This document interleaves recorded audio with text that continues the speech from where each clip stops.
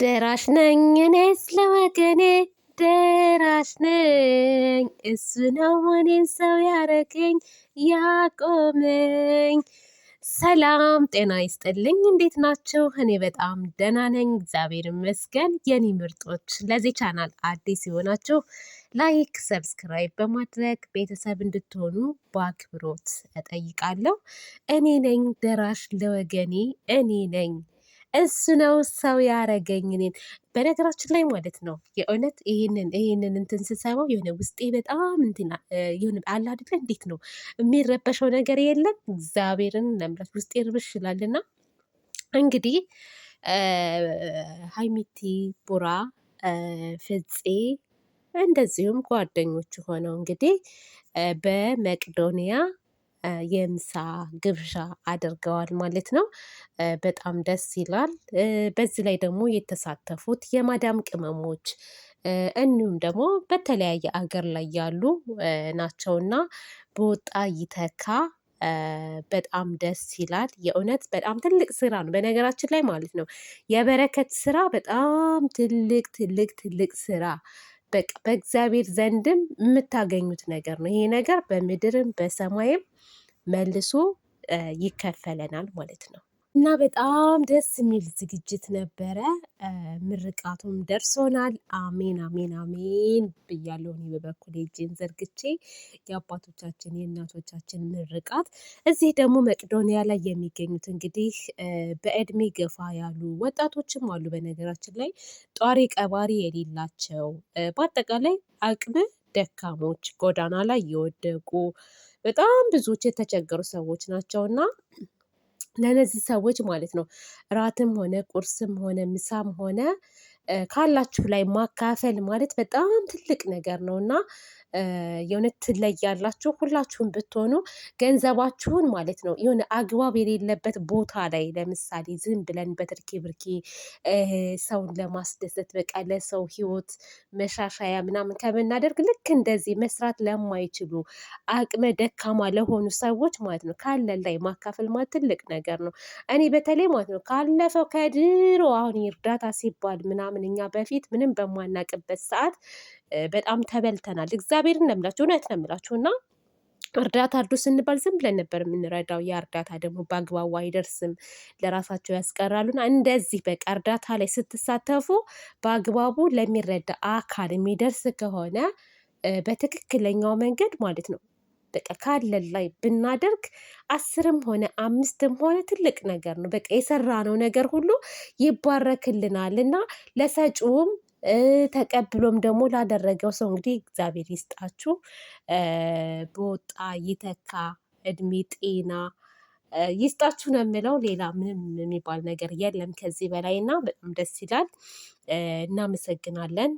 ቡራም ሀይሚም ደግሞ ቃላችሁን አክብራችሁ በቦታው ተገኝታችሁ ይህንን ነገር በማድረጋችሁ በጣም ትልቅ ነገር ነው።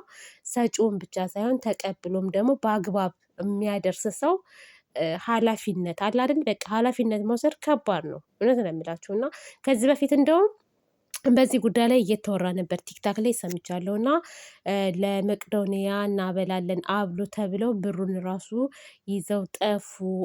እስካሁን ምንም ነገር ሳያደርጉ በዛ ላይ በመሀል ላይ ደግሞ የጸብ ተጀምሮ ነበረ። በዛ ሰዓት ላይ ብቻ የሆነ ሹክሹክታ ምናምን ሀሜት ምናምን እየሰማው ነበረ ማለት ነው። ብሩን ይዘው ላሻሉ የሚባል ነገር እና ይሄ ብር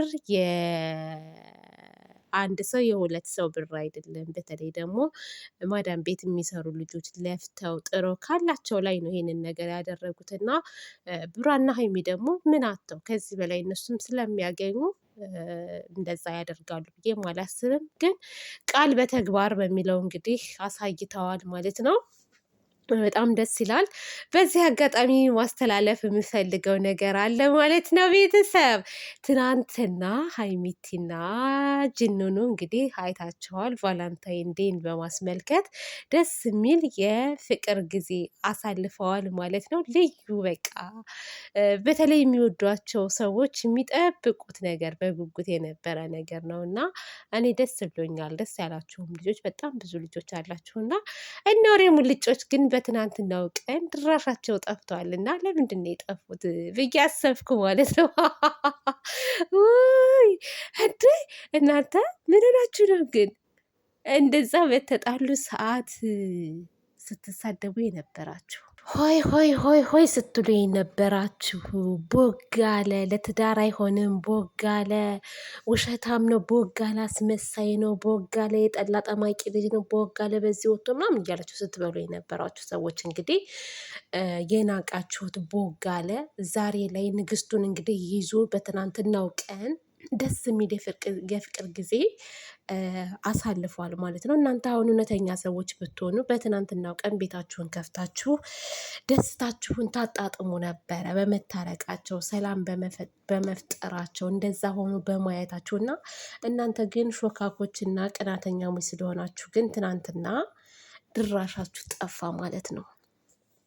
ድራሻችሁ ጥፍት አለ።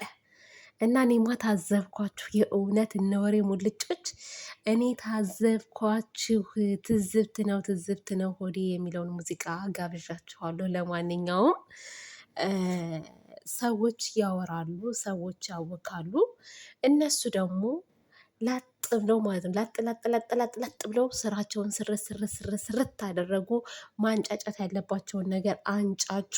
ከዛ በኋላ ሰላም ፈጥረናል ብለው ምጥት አሉላችሁ ማለት ነው። አያችሁ አይደለ? እኛ ድሮም ተናግረናል። ቡራና ጅንኑና ሀይሚ መቼም ቢሆን አይለያዩም። ተዉ፣ ተረጋጉ፣ አንድን ሰው ወግናችሁ አትሳደቡ ብለናችሁ ነበር። እናንተ ግን አንሰማ ብላችሁ እንትና ስትሉ የነበራችሁ አሁን ዳር ላይ ቁጭ ቁጭ አፍራችሁ ነው ትናንትና መታችሁ ያልተናገራችሁት እርግጠኛ ነኝ እንጂ አሁን የትናንትና ቪዲዮ ያስደስት ነበረ። በጣም ነበር የሚያስደስተው። ግን ሼም ያዛችሁ። ሼም ይዟችሁ ይሁን ቀንታችሁ ይሁን እንደዚህ ፏ ብለው በመምጣታቸው አይዶን ነው ቤተሰብ አይዶን ነው። ለማንኛውም ማለት ነው ሀይሚ ቡራ የተግባር ሰዎች ናቸው። ጉዞ ወደፊት ነው። ጸብ ደግሞ ያለ ነው። ፍቅር ውስጥ መጣላት፣ መደባደብ፣ መነዛነዝ፣ መጨቃጨቅ አለ። ከዛ ደግሞ እርቅ የሚባል ነገር አለ። ይታረቃሉ ይባላል። ከዛ እና እንደዛ ነው ውዶቼ ማሮቼ። ለማንኛውም ይመቻቸው።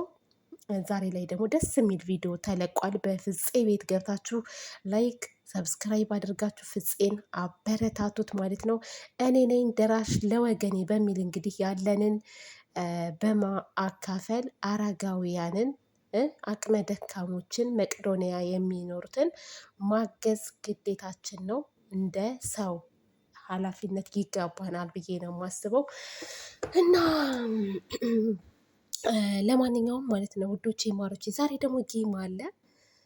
ጌም ምንድን ነው? ቲክታክ እንገባለን ዛሬ ብለዋል ማለት ነው። ሄዳችሁ እንግዲህ አበባ ያለው አበባ፣ ቦምቦሌ ነው ያለ ቦምቦሌ ነው። አንበሳ በሚችል ካለ በአንበሳ አብነሽንሽ